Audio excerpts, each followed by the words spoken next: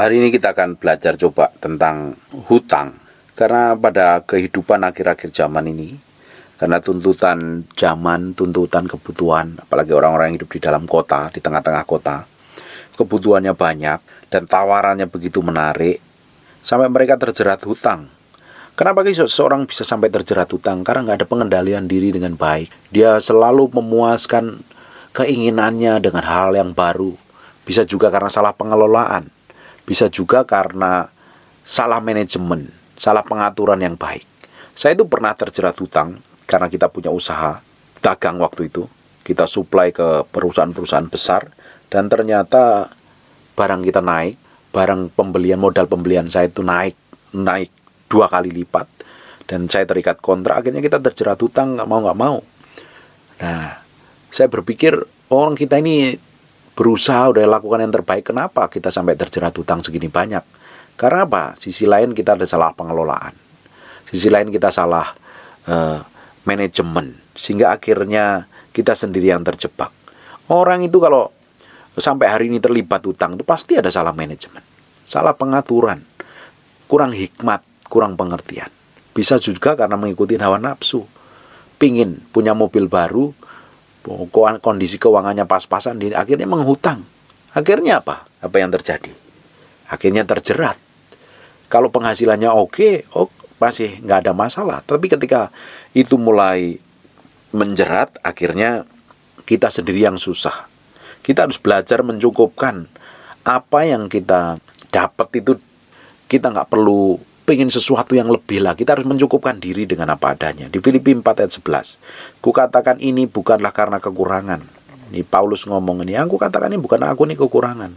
Sebab aku telah belajar mencukupkan diri dalam segala keadaan. Kita harus belajar mencukupkan diri dalam segala keadaan.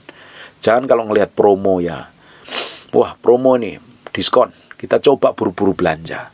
Ya kalau nggak penting nggak usah belanja.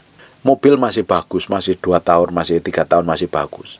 Kalau masih bagus, kalau ada uang lebih ya beli mobil itu nggak masalah. Tapi kalau beli mobil dengan mencicil, kita seperti pembuat perjanjian budak yang akan menjerat kita loh sepanjang umur kita loh. Ujungnya kita sendiri akan susah, hidup kita sendiri yang akan susah, hidup kita sendiri yang akan babak belur. Seringkali ketika saya ini datang ke notaris untuk beli waktu itu ya, beli belanja, beli apa gitu ya, beli rumah, beli apartemen atau apa itu. Ketika saya datang ke notaris, saya ngomong, wah nih saya ini sedang membuat perjanjian budak nih. Saya bilang, kok bisa begitu Pak? Karena orang yang di Amsal 22 ayat yang ke-7 nih, orang kaya menguasai orang miskin dan orang yang berhutang menjadi budak yang menghutangin, saya bilang. Karena apa? Saya bikin tanda tangan perjanjian budak itu. Saya pikir, wah, karena saya berhutang pada orang, saya ini berhutang kepada bank mungkin. Dan sepanjang perjanjian hutang itu belum lunas, saya akan menjadi budak hutang. Saya akan terus bekerja buat ngelunasin hutang saya. Sejak itu kami beli barang dan lunas, saya itu kita nggak mau hutang lagi sama siapapun. Puji Tuhan, Tuhan kirim berkat dan Tuhan kirim secara ilahi orang-orang yang baik yang membantu kami secara luar biasa. Sampai hari ini kita nggak mau hutang sama, apalagi nyicil barang dengan hutang. Udahlah nggak mau. Kalau nggak ada uang ya nggak usah beli. Kalau ada baru beli. Kita nggak mau nyusahin hidup saya. Saya sama istri saya, kita nggak usah nyusahin diri lah. Mau nyicil ini nyicil itu, maksa untuk pengen beli sesuatu padahal kita belum mampu. Buat apa? Nanti kita terjerat. Nanti kita sendiri akan susah. Hidup kita nggak akan bahagia. Saya bilang sama istri saya, kita harus hidup bahagia. Kita harus nikmatin hidup ini sebahagia mungkin. Kita harus nikmatin hidup kita ini dengan tenang. Kita bisa kalau punya uang makan yang enak, pakai uang cash, nggak usah bayar pakai kartu kredit. Kita bayar dengan uang cash supaya kita nggak utang, nggak punya beban apapun juga. Istri saya mau nikmatin sepanjang hidup kami, kita nggak mau utang. Karena kita udah pernah terjerat utang dan pusing sekali loh. Orang yang terjerat utang itu pusing, apalagi terjerat utang dengan bank. Bahkan saya pernah kesaksian kan, waktu saya mau pelayanan, tiba-tiba itu jam 7:30 malam, istri saya telepon karena dia nggak ikut. Katanya salah satu aset yang kita milikin itu tiba-tiba mau disita bank. Dan itu jadi trauma buat kami. Puji Tuhan sampai hari ini udah lunas. Kami nggak punya utang. Karena saya pernah merasakan rasanya ndak enak dijerat utang, terjerat utang. Jadi mulai hari ini saya belajar mencukupkan hidup saya dengan apa adanya. Kalau nggak punya ya nggak usah hutang. Kita nikmatin apa yang ada. Kita nggak perlu dengan bagaimanapun caranya untuk ngutang. Buat apa kalau ujungnya kita hanya terjerat? Malah kita yang susah dan berantakan. Pak, bagaimana kalau saya sudah terjerat hutang?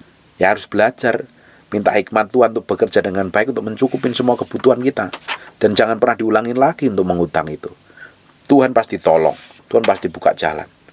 Tuhan pasti akan membuka jalan yang baik. Buka Ulangan 28 ayat yang kedua. Tuhan akan membuka bagimu perbendaharaannya yang melimpah, yakni langit, untuk memberi hujan bagi tanah pada masanya dan memberkati segala pekerjaanmu, sehingga engkau memberi pinjaman kepada banyak bangsa, tetapi engkau sendiri tidak meminta pinjaman. Kita kalau sudah hutang, sampai hari ini punya hutang sama bank, hutang sama persorangan, harus belajar menyelesaikannya dengan baik. Minta keringanan untuk menyelesaikannya dengan baik.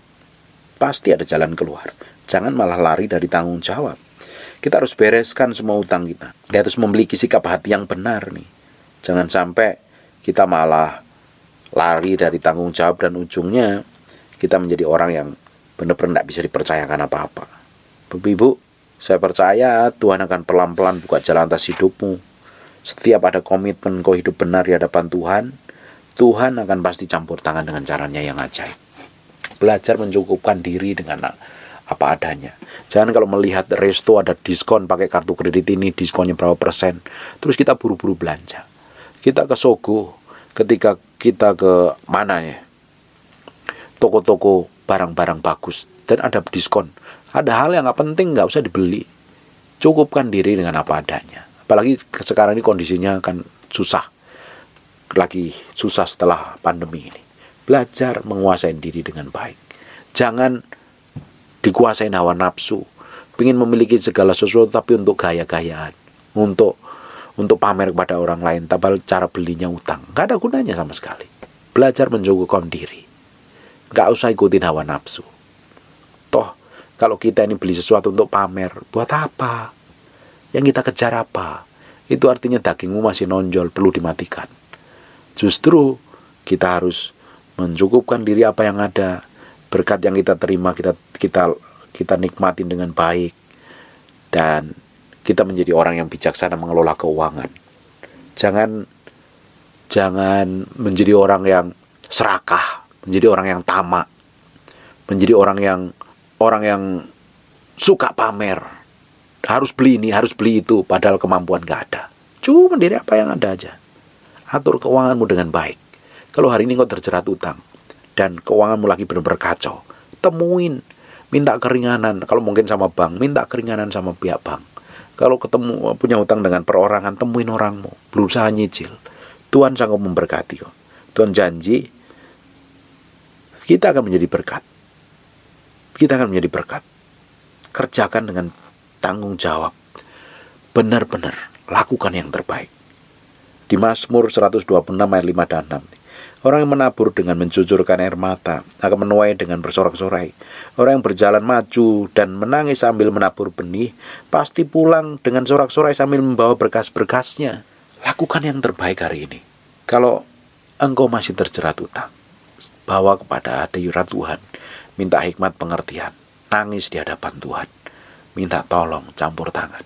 Nanti Tuhan kirim secara ilahi orang-orang tertentu buka jalan, buka koneksi bisnis, buka usaha. Bergantung suatu sama Tuhan. Waktu kondisi sesak nih, nangis sama Tuhan, jerit sama Tuhan.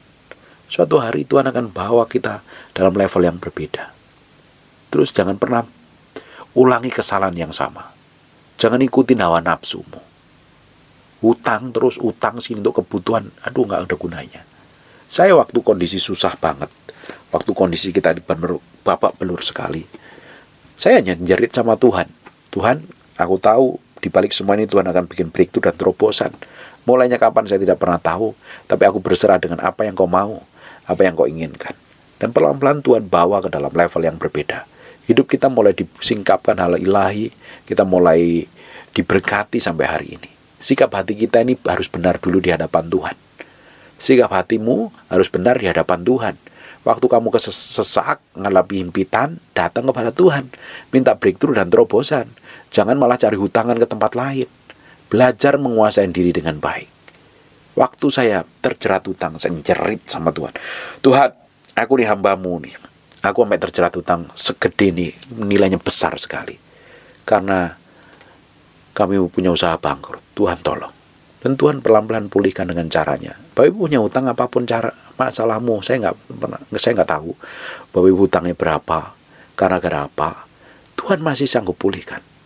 Punya itikat baik, temuin pihak bank yang berhutang atau pihak perorangan itu. Punya itikat baik, cari Tuhan, minta hikmat Tuhan. Tuhan akan bikin pertolongan. Tuhan akan melakukan hal yang ajaib atas hidupmu selama sikap hatimu benar dan mencari Tuhan dengan sungguh-sungguh. Kita meski belajar dari semua kesalahan kita, jangan sampai terulang, jangan sampai hidup kita hanya untuk menjadi budak. Ketika kita berhutang sama bank, sepanjang kita perjanjian hutang itu belum selesai, kita akan menjadi budaknya bank. Kita kerja pagi, siang, sore hanya untuk menutupin hutang tersebut. Itu namanya perjanjian budak. Jangan sampai seperti itu. Kita nggak punya uang terus nyicil mobil, maksa-maksa. Akhirnya kita yang susah sendiri. Nggak perlu. Kalau belum waktunya ya nggak usah. Minta Tuhan aja. Jangan pakai gaya-gayaan hidup. Buat apa gaya-gayaan kalau penuh hutang? Hidupmu sekali dan nikmatin bisa jadi berkat. Kalau semuanya kan harus dihitung dengan baik. Kamu punya penghasilan berapa? Terus kita kalau mau nyicil jumlahnya berapa? Sisanya berapa? Biar tidak jadi beban. Tapi kalau penghasilan nggak seberapa, penghasilan nggak ada, coba nyicil, kita akan terjerat, ujungnya kita akan kacau dan berantakan. Kita harus tahu diri nih, menghitung, punya kebijaksanaan, hikmat, dan pengertian. Jangan paksa diri untuk hutang kalau nggak ada penghasilan yang tetap itu.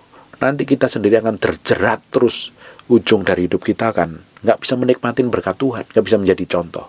Bayangin, bagaimana mungkin orang bisa hidup tenang kalau terjerat utang? Tiap hari dicari debt collector. Aduh, kan hidupnya jadi ngenes, takut, jadi trauma. Jangan paksa diri untuk memenuhi kebutuhan yang gak penting gitu. Belajar mencukupkan diri dengan apa adanya.